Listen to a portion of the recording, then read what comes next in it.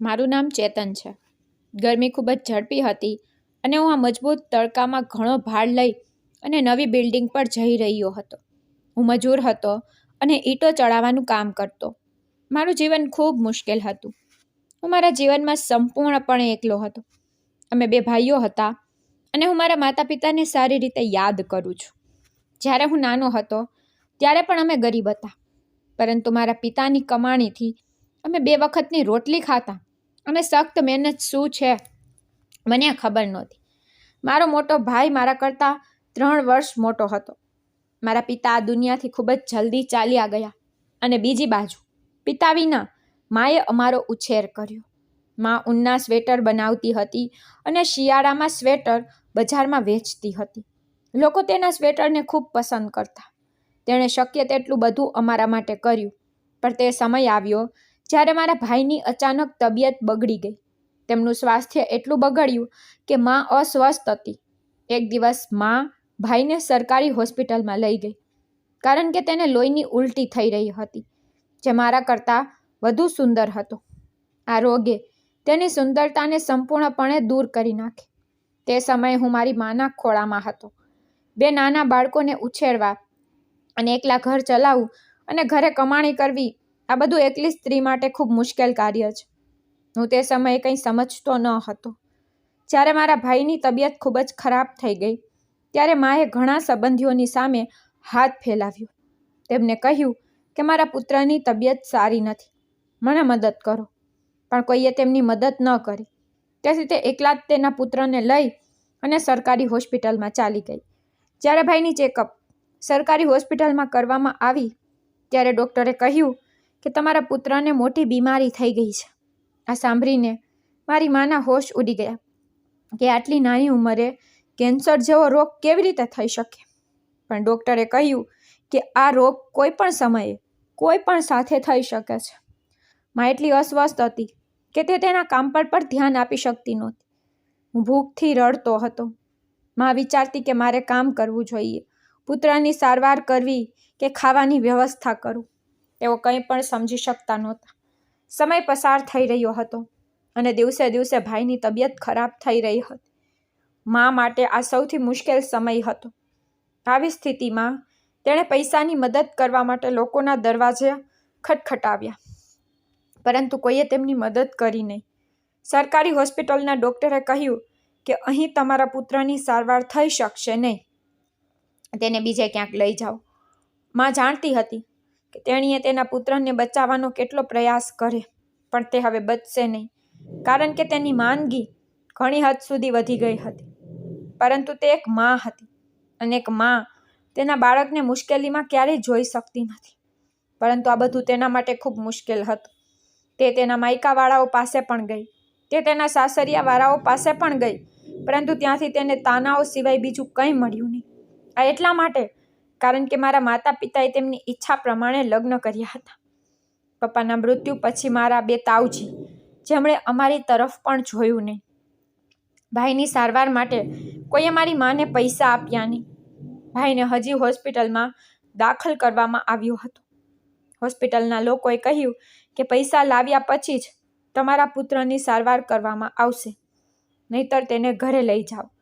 ભાઈના સારવાર હોસ્પિટલમાં કરવામાં આવી ન હતી, તેથી માએ મને ખોળામાં લીધો, તેના આંસુ સાફ કર્યા અને રસ્તા પર ભીખ માંગવા ઉતરી આવી। લોકોની સામે હાથ ફેલાવ્યા। તે રડી અને બધાને તેની મુશ્કેલીઓ કહી, પરંતુ કંઈ પ્રાપ્ત થઈ શક્યું નહીં। જ્યારે તે થોડા ઘણા પૈસા સાથે હોસ્પિટલમાં પહોંચી ત્યારે જાણવા મળ્યું કે ભાઈ તો આ દુનિયા છોડીને ચાલ્યો ગયો છે। હોસ્પિટલના લોકોએ કહ્યું કે તમે તમારા પુત્રને અહીંથી લઈ જઈ શકો છો। એક માએ પૈસાને કારણે તેના પુત્રને મૃત જોતી રહી। હવે બધું સામાન્ય થઈ ગયું હતું। પહેલાં તેના પતિએ આ દુનિયા છોડી દીધી અને હવે એક પુત્ર પણ, અને હવે મારી મા અને હું જ એકબીજાનો સહારો બાકી હતા। મારા પિતા અને ભાઈએ હવે આ દુનિયા છોડી દીધી હતી। હું મારી માનો એકમાત્ર સહારો હતો। તેની બધી અપેક્ષાઓ મારી પાસે હતી। હવે માએ લોકોના ઘરોમાં સાવરણી અને વાસણ કરવાનું શરૂ કર્યું। હું વિચારતો હતો કે મારી માએ આખી જિંદગી ઘણું સહન કર્યું છે।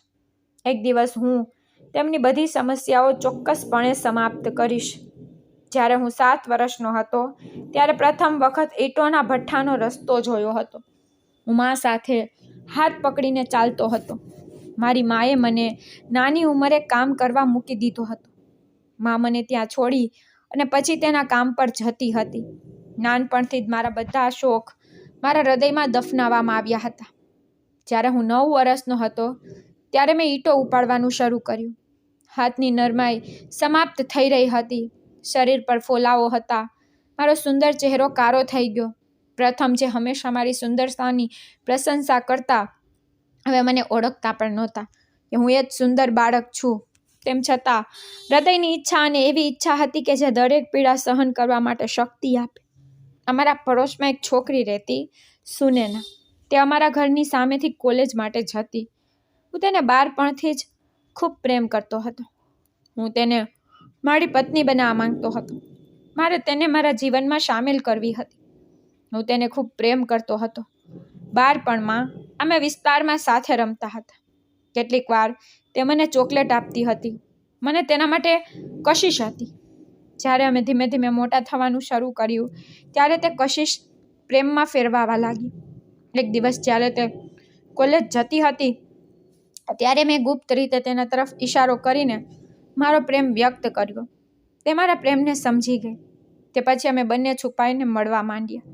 તેના પિતાની એક નાની કરિયાણાની દુકાન હતી. તે અમારા વિસ્તારના લગભગ સારા અને શિષ્ટ લોકોમાં આવતા હતા. જોકે ગરીબ તે પણ હતા, પણ તેનો ઘમંડ ઊંચો હતો. એક દિવસ સુનેનાએ મને કહ્યું, જો મારા પપ્પાને ખબર પડે તો તે તરત જ ના પાડી દેશે અને અમારી સાથે ખૂબ ખરાબ રહેશે.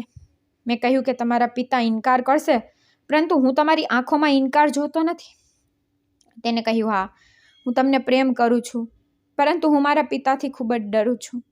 એક દિવસ મેં મારી માતાને સુનેના વિશે કહેવાની હિંમત કરી. મારી માને પણ તે પસંદ હતી. ફક્ત તેના હૃદયમાં ડર એ હતો કે જો તેના પિતાએ ના પાડી તો શું. મેં કહ્યું કે કંઈ થશે નહીં. સૌથી ઉપર સુનેના મને પ્રેમ કરે છે. જો તમે તેના ઘરે સંબંધ લઈ જાઓ તો તેના પિતા સંમત થશે. મેં મારી માતાને ગમે તે કરી મનાવી લીધી. મારી મારા માટે ખુશી હંમેશા સૌથી મહત્વપૂર્ણ રહેતી. તેથી તે સુનેનાના ઘરે સંબંધ લઈ જવા તૈયાર હતી. પણ મારું હૃદય મોટેથી ધબકતું હતું. હું આખી રાત સૂતો પણ નહોતો. વિચારતો હતો કે મેં જે પગલાં લીધા છે તે બરાબર છે.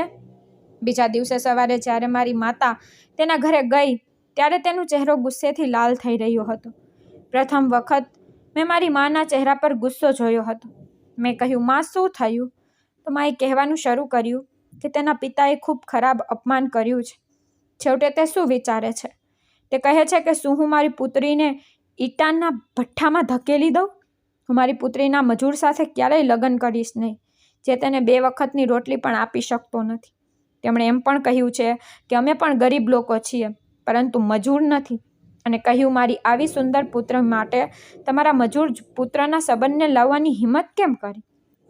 ક્યાં મારી શિક્ષિત પુત્રી, ક્યાં તમારો મજૂર દીકરો? અરે, સંબંધ લાવતા પહેલાં એક વખત વિચારવું જોઈએ. માએ રડતા કહ્યું કે પુત્ર, તેની માએ પણ મને ઘણી બધી વાતો સંભળાવી છે. પતિ અને પત્ની બંને કહે છે કે હવે અમારા ઘરે ન આવો. જેથી મારી મા કડકાઈથી રડવા લાગી. મારું મન સુનેનાના ઘરે જવાનું અને તેના પિતા સાથે લડવાનું હતું. પણ માએ મને રોકી લીધો.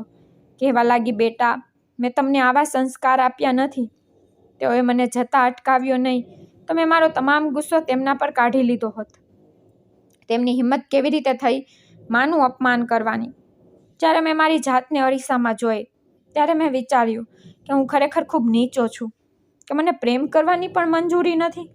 પરંતુ મને એટલો વિશ્વાસ હતો કે સુનેના મને પ્રેમ કરે છે. થોડા દિવસો પછી જાણવા મળ્યું કે સુનેનાએ પણ મારી સાથે વાત કરવાનું બંધ કરી દીધું છે. એક દિવસ તેને મને રસ્તામાં અટકાવ્યો ને કહ્યું કે હવે આપણે વાત કરી શકતા નથી.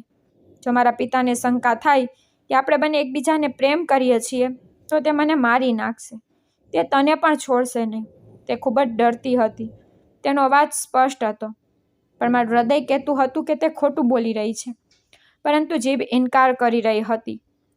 હવે જ્યારે તેના પિતાએ ના પાડી ત્યારે તેણે પોતાનો રસ્તો બદલી નાખ્યો, પરંતુ હું હજી પણ તેને જોતો હતો. જ્યારે હું ભઠ્ઠામાંથી પાછો આવતો ત્યારે હું તેને જોતો. તે પણ મારી તરફ જોતી. પણ તેનો ચહેરો બીજી બાજુ ફેરવી દેતી. કેટલીક વાર તે પાછળ ફરી જોતી હતી. અમારી વચ્ચેની વાતો થવાનું પણ બંધ થઈ ગયું હતું. તે ક્ષણ મારા જીવનમાંથી બધું છીનવી લીધું.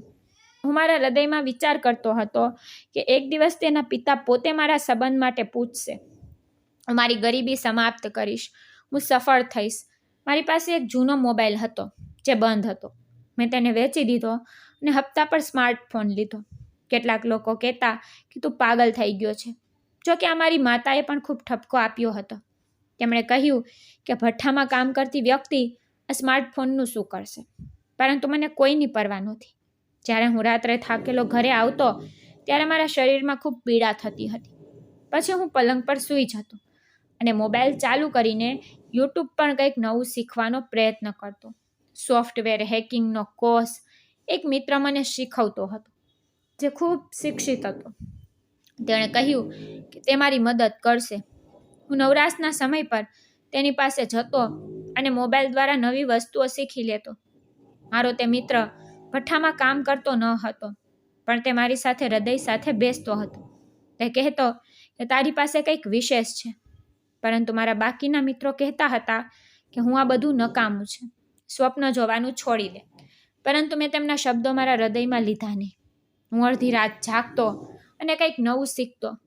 આંગળીઓ પીડાથી દુખવા લાગતી, આંખો બંધ થવા લાગતી, પણ હૃદય કહેતું કે જો આજે થાકી જઈશ ને તો આખી જિંદગી ભઠ્ઠામાં રહીશ.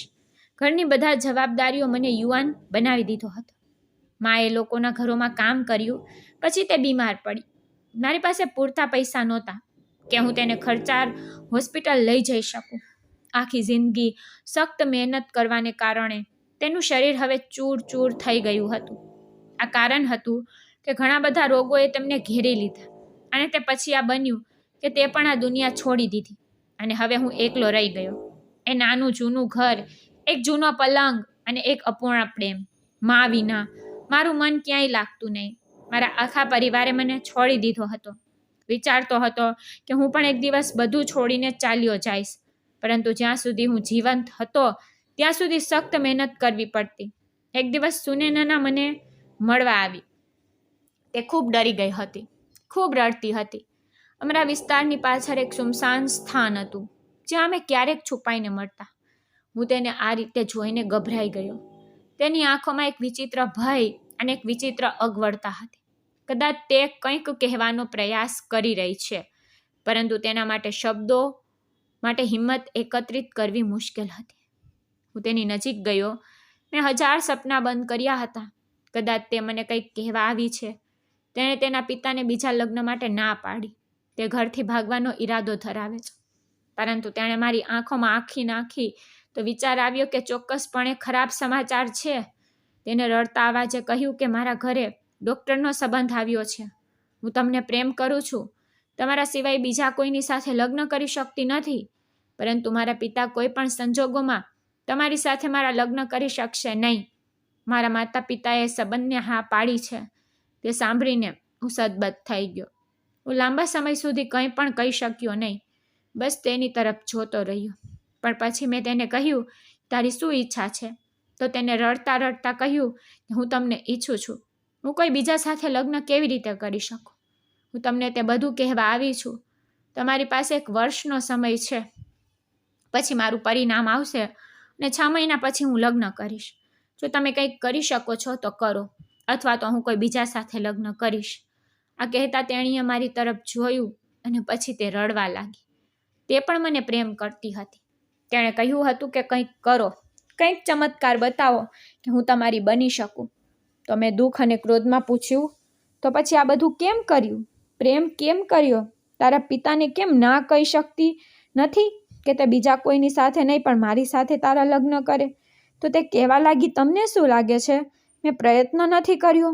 હું પણ તમને હૃદયથી પ્રેમ કરતી હતી, પરંતુ મારી બસમાં કાંઈ નથી. હું શું કરું? શું હું મારા પિતાને કહું કે મારા લગ્ન મજૂર સાથે કરો? આ બધા પછી પણ હું મૌન થઈ ગઈ. મેં મારા સ્વપ્નમાં ક્યારેય વિચાર્યું નહોતું કે તે છોકરી કે જેના માટે મેં મારા જીવનની બધી ઈચ્છાઓનું બલિદાન આપ્યું છે, તે મને તેની લાચારીથી સમજાવી રહી છે. મેં તેની વાત સાંભળી કહ્યું કે પછી શા માટે આ પ્રેમ છે? જ્યારે તમે જાણતા હતા તમે કોઈ મજૂર સાથે લગ્ન કરી શકતા નથી. ત્યારે મને જીવનના સપના કેમ બતાવ્યા. તે મૌન બની ગઈ. તેની આંખોમાં આંસુ હતા, પરંતુ મારી અંદર તોફાન એટલું વધ્યું હતું કે હું તેની આંખોના આંસુને અવગણી રહ્યો હતો. હું પાછો તો ચાલ્યો આવ્યો હતો, જાણે મારી હિંમત જવાબ આપી ગઈ છે, પણ સત્ય એ હતું કે હું ખરાબ રીતે તૂટી ગયો હતો. મારું વિશ્વાસ સંપૂર્ણપણે વિખેરાઈ ગયું હતું. હું રાત્રે સૂઈ શક્યો નહીં અને સવારે સીધો ભઠ્ઠામાં કામ કરવા ગયો હતો. પરંતુ તે દિવસે ઈંટો પણ મારી સાથે સાથે ગુસ્સે થઈ રહી હતી. સાંજે જ્યારે મેં મારી મુશ્કેલી વિશે મિત્રોને કહ્યું, ત્યારે તે અંદર હસવા લાગ્યા. તેને કહેવાનું શરૂ કર્યું કે અમે તમને પહેલેથી જ કહ્યું હતું કે સપના છોડો. અમારા ગરીબ લોકોના સપના ક્યારેય સાચા નથી થતા. પછી બીજાએ એમ કહેવાનું શરૂ કર્યું કે તમારો ચહેરો પણ બગડી ગયો, મજૂરી તમારી સુંદરતા ખાઈ ગઈ છે. હવે કોઈના પિતાની સામે તું શું ઊભો રહીશ? હું અહીં દરેકને સાંભળી રહ્યો હતો, કારણ કે મારી પાસે કંઈ કહેવાનું ન હતું. હજી 1 વર્ષ મારી સાથે હતું, પરંતુ આ 1 વર્ષમાં હું શું કરી શકું? ન હું ડિગ્રી મેળવી શક્યો હોત, અથવા મને નોકરી મળી શકે છે, અથવા હું કોઈ મોટી પોસ્ટ લઈ શકું છું. મારું એક કામ હતું, મતલબ કે સોફ્ટવેર હેકિંગ શીખવું. એ મારી આશા બાકી હતી, પરંતુ તે એક માર્ગ પણ એવો હતો જેમાં કોઈ સફળતા દેખાતી નહોતી. ન તો મને ખાતરી છે કે હું ક્યારેય સફળ થઈશ. વિચારતો હતો કે મને કંઈ પણ મળશે નહીં. મેં મારી જાતને પૂછ્યું કે શું હું ખરેખર બેસીશ અને તે બધું જોઈશ, કે મારો પ્રેમ કોઈ બીજાનો થાય? ત્યારે અંદરથી એક અવાજ આવ્યો કે નહીં, એકવાર પ્રયાસ કર. પ્રયાસ કરવામાં કાંઈ નથી, ઓછુંમાં ઓછું પ્રયાસ તો કર. એવું ન થવું જોઈએ કે પછી અફસોસ સિવાય કાંઈ બાકી ન રહે. તેથી તે રાત મેં ફરીથી પોતાનો મોબાઈલ ખોલ્યો અને મારા શિક્ષક મિત્રનો સંપર્ક કર્યો. તેણે કહ્યું કે હવે હું તમને જાતે કંઈ પણ બતાવવા માંગતો નથી. હું હવે તને હાવભાવ આપી શકું છું, ચાલવાની રીત બતાવી શકું છું, બાકી તારા પર નિર્ભર છે. હું દિવસમાં કામ કરતો હતો, રાત્રે કોમ્પ્યુટર શીખતો હતો. દરરોજ મારા માટે યુદ્ધ હતું. મારા મિત્રએ મને વેબસાઇટ બનાવવા માટે તેનું પોતાનું જૂનું કોમ્પ્યુટર આપ્યું હતું. તેના કોમ્પ્યુટરથી ઘણું શીખી રહ્યો હતો. હું દરરોજ નવી યુદ્ધ લડી રહ્યો હતો, કારણ કે મને સુનેનાના છેલ્લા શબ્દો યાદ આવ્યા હતા, કે તેણે છોડતા પહેલાં કહ્યું હતું, જો તમે 1 વર્ષમાં કંઈ કરી શકો તો કરી લો.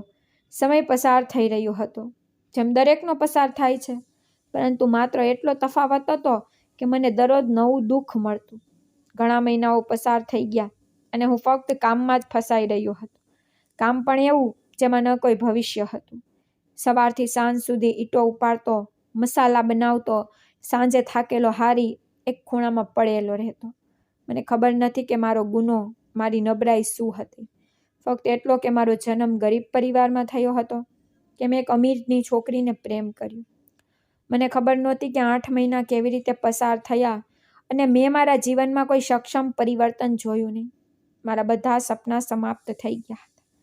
મારા મિત્રો હવે મને ત્રાસ આપતા નહોતા, ફક્ત મને દયા દેખાડતા હતા. સુનેના લગ્નના સમાચાર પણ આમાંથી એક છોકરાએ સંભળાવ્યા હતા. તે તેની શેરીમાં રહેતો હતો. તે દિવસે મારા હૃદયે ધડકવાનું બંધ કરી દીધું હતું. કેટલીક ક્ષણો મૌન હતો, જીભ બંધ, આંખો મૌન, પરંતુ અંદરથી તોફાન હતું. તે દિવસ પછી હું મારી જાતને વધુ ગેરસમજ સમજવા લાગ્યો. આમ સામાન્ય દિવસની જેમ હું મારા ભઠ્ઠામાં કામ કરતો હતો. સૂર્ય ખૂબ તપી રહ્યો હતો અને અમે બધા સંપૂર્ણ રીતે પરસેવાથી પલળી રહ્યા હતા. પછી અચાનક એક વિચિત્ર ક્રિયા થઈ. દરેક વ્યક્તિએ તેના પર ધ્યાન આપ્યું, કારણ કે તેણે દરેકનું ધ્યાન ખેંચી લીધું હતું. કાળા રંગની બ્રાન્ડેડ એક કાર અહીં આવી કાર શહેરમાં ભાગ્યે જ જોવા મળતી. અમે બધા ગયા અને તેને જોઈ કેટલીક ક્ષણો માટે અમે અમારા હાથથી કામ પણ બંધ કરી દીધું. થોડા સમય પછી કારનો દરવાજો ખુલ્યો અને એક વૃદ્ધ મહિલા તેમાંથી બહાર આવી. તેની ચાલમાં એક વિચિત્ર ગર્વ હતો, પરંતુ આંખોમાં અલગ ચમક હતી, જાણે કે કોઈ બીજી દુનિયામાંથી આવી છે. કેટલાક લોકોએ કહેવાનું શરૂ કર્યું કે કદાચ ઈંટોની ખરીદી કરવા આવી હશે. પછી કોઈએ એવું કહેવાનું શરૂ કર્યું કે કદાચ કેટલાક જમીનના કાગળો માટે આવી હશે. જ્યાં હું કામ કરતો રહ્યો હતો, પરંતુ હૃદયની અંદર એક વિચિત્ર બેચેની હતી. થોડા સમય પછી અમારા બોસે મને અવાજ આપ્યો અને મને તેની પાસે બોલાવ્યો અને કહ્યું કે ચેતન, આ તમારી સાથે વાત કરવા માટે આવી છે. સાંભળીને મને આશ્ચર્ય થયું. અમીર મહિલાને મારી સાથે શું વાત કરવાની હતી? મહિલા ઓફિસમાં ખુરશી પર બેઠી હતી. માલિકે મારી તરફ ધ્યાન દોર્યું અને કહ્યું કે આ ચેતન શર્મા છે. તેણે કહ્યું, તમે જાણો છો તો તમે તેની સાથે વાત કરી લો. આ સાંભળીને મને વધુ આશ્ચર્ય થયું. તે સ્ત્રીએ મારી તરફ કાળજીપૂર્વક જોયું. નરમ શબ્દોમાં કહેવાનું શરૂ કર્યું, તમે મારી સાથે ચાલશો? મેં કહ્યું કે કેમ, અને તમે મને ક્યાં અને શા માટે લઈ જવા માંગો છો? તમને શું કામ છે? તેણે મને કહ્યું કે હું તમને રસ્તામાં કહીશ, પણ હું સમજી શક્યો નહીં. માલિકે કહ્યું, આ ખૂબ મોટી મેડમ છે, ખૂબ ધનિક છે, તેમની સાથે જાઓ, શું વાત છે તે જોવો, તે તને કારમાં બેસાડી અને કહી દેશે. તે મહિલાએ કાર તરફ ઇશારો કર્યો. તે ઘણા સમય પહેલા દરવાજો ખોલી અને કારમાં બેસી ગઈ હતી. પાછા મને બેસવાનું સૂચન પણ કરી રહી હતી. હું પણ કારમાં બેસી ગયો અને મારા બધા મિત્રો મને આશ્ચર્યથી જોવા લાગ્યા. કાર ચાલી રહી હતી અને હું બારીમાંથી બહાર જોતો રહ્યો. મેં મારા હૃદયમાં વિચાર્યું કે તે ચોક્કસપણે ઈંટો માટે પૂછવા આવી હશે, અથવા તેના ઘરમાં થોડું કામ હશે. થોડા સમય પછી કાર ખૂબ જ સુંદર અને વૈભવી બંગલાની સામે અટકી ગઈ. મેં આવો બંગલો ફિલ્મમાં જ જોયો હતો. મોટા દરવાજા પર લીલું આંગણું, સફેદ દિવાલ, પછી દરવાજો ખુલ્યો અને કાર અંદર ગઈ.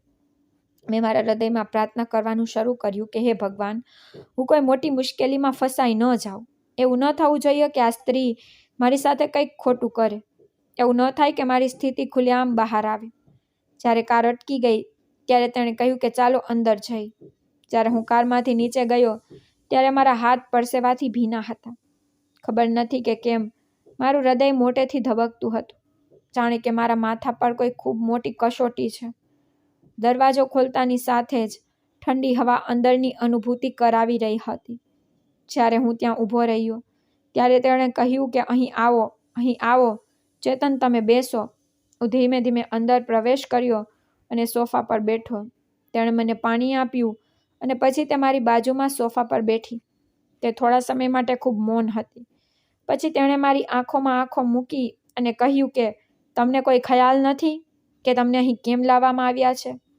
મેં કહ્યું, મને આ ખબર નથી, હું જાણવા માંગુ. તેણે એક વેબસાઇટનું નામ લઈને મને કહ્યું કે આ વેબસાઇટ અને સોફ્ટવેર તમે બનાવ્યું છે? જ્યારે તેને આ નામ લીધું ત્યારે મેં કહ્યું કે હા, તે મેં બનાવ્યું છે. પછી તેને કહેવાનું શરૂ કર્યું કે તમે જાણો છો કે તમારા સોફ્ટવેરની કિંમત શું છે? મેં કહ્યું, ના, મને ખબર નથી, પણ તેની કિંમત શું હોઈ શકે? તે એક નાનો હેકિંગ સોફ્ટવેર છે જે મેં એક પ્રયોગ તરીકે બનાવ્યો હતો અને પછી તેને વેબસાઇટ પર અપલોડ કર્યું છે, જેથી કોઈ ઈચ્છે તો તેનો ઉપયોગ કરી શકે. પરંતુ આ મહિલાએ કહ્યું કે આ કોઈ નાનું કામ નથી અને તેની ઘણી માંગ છે. ઘણા અનાથ, વૃદ્ધાવસ્થા અને ગરીબ સાથે જોડાયેલા કેન્દ્રો તેની શોધ કરે છે, પરંતુ તમને હજી સુધી આ વિશે ખબર નથી. તમે સમજો છો કે તમારું કાર્ય સરળ કામ છે, પરંતુ વાસ્તવિકતા એ છે કે તમારું કાર્ય ખૂબ જ મહેનતું કામ છે. તમે એક ખજાનાની ચાવી બનાવી છે અને હવે તમે આ ખજાનાનો વારસદાર છો. બાકીના લોકો તમારી પાસે પહોંચે તે પહેલા અમે તમારા પ્રથમ ખરીદનાર બની આવ્યા છીએ, કારણ કે અમે ઈચ્છીએ છીએ કે તમે અમારા માટે પણ બીજું સોફ્ટવેર બનાવો.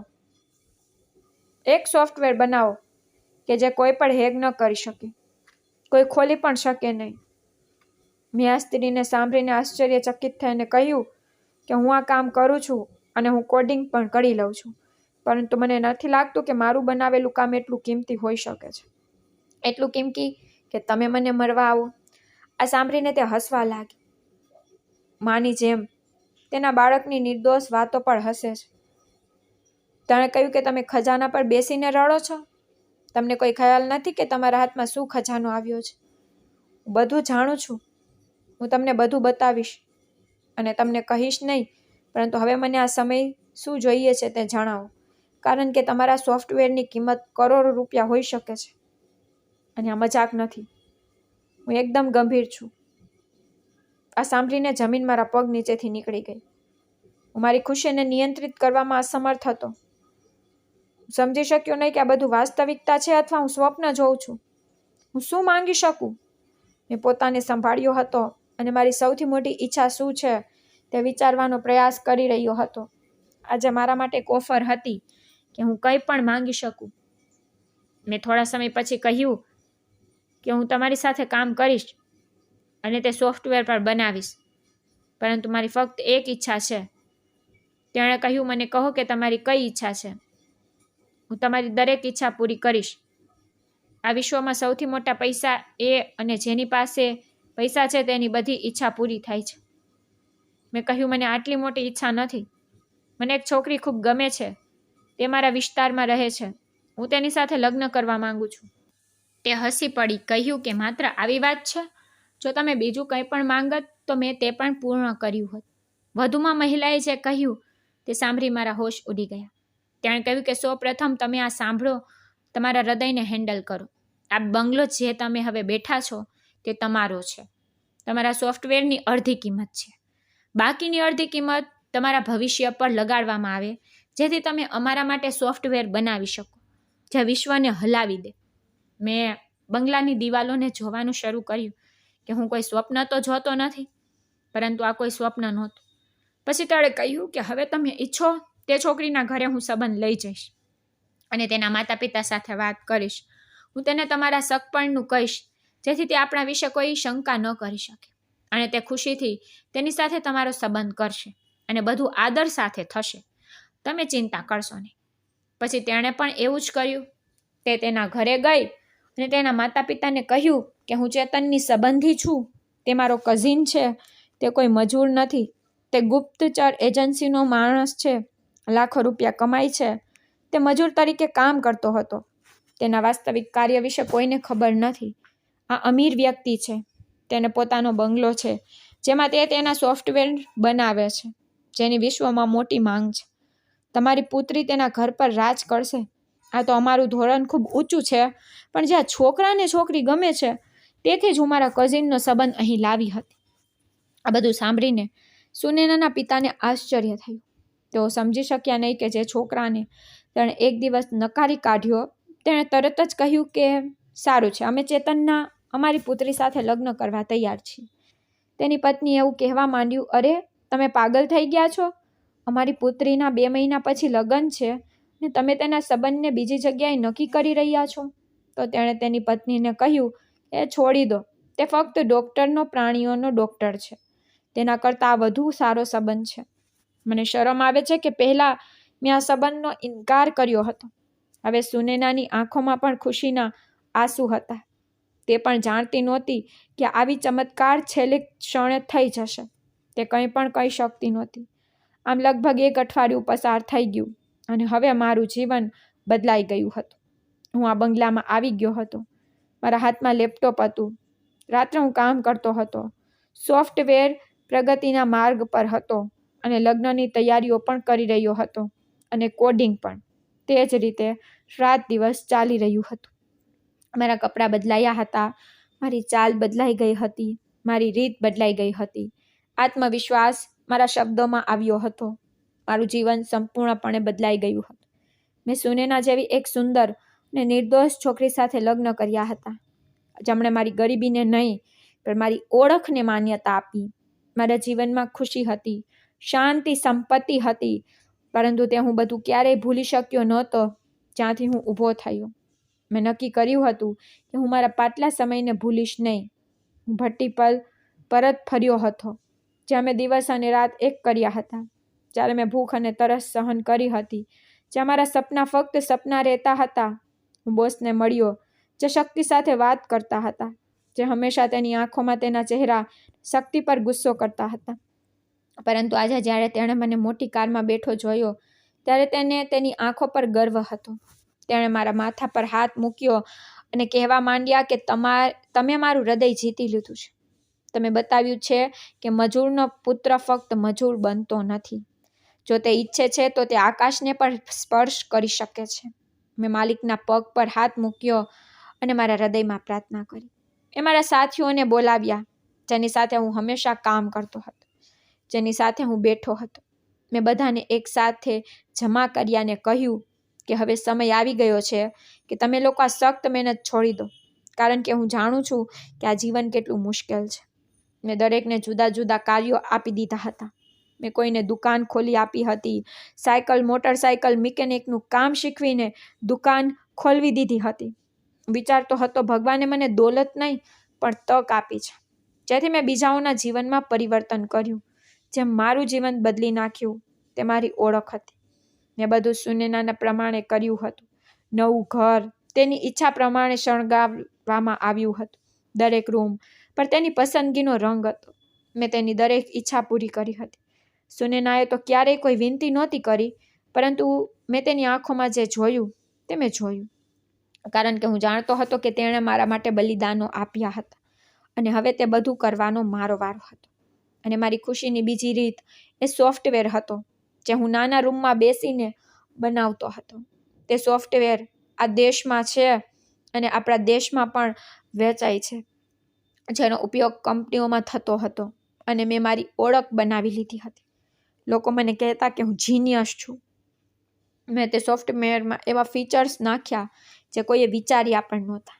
મેં નવી દુનિયાનો પાયો નાખ્યો અને પછી તે જ સ્ત્રી જે મારા માટે અલાદીનના ચિરાગ જેવી સાબિત થઈ, પછી તે મારી પાર્ટનર બની ગઈ અને હવે અમે એક સાથે એક કંપનીની રચના કરી હતી, જેનું નામ મેં મારી પત્નીના નામ પર રાખ્યું હતું, જેથી દુનિયાને ખબર પડે કે મારી પત્ની મારી સફળતા પાછળ છે.